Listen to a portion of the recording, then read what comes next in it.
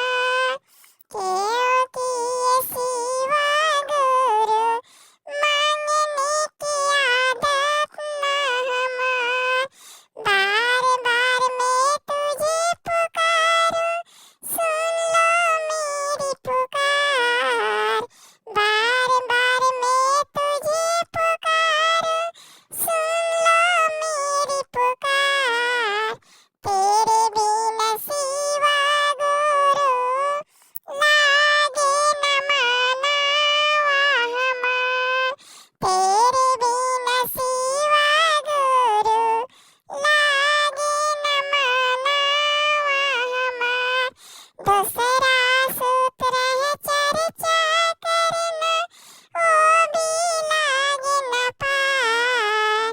दूसरा सूत्र है चर्चा करना, ओ भी लागे न पार। क्योंकि ये शिवा गुरु पापी है मनावा हमार। क्योंकि ये शिवा गुरु पापी है मनावा हमार। बार बार मैं तुझे पुकारूं, सुन लो मेरी पुकार। बार बार मैं तुझे पुकारूं, सुन लो मेरी पुकार। तेरे बिना शिवा गुरु लागे न मनावा हमार। तेरे बिना शिवा गुरु लागे न मनावा हमार। तीसरा सूत्र है नाम निकरना, ओ भी लागे न पार। तीसरा सूत्र है नाम निकरना, ओ भी लागे न पार। क्योंकि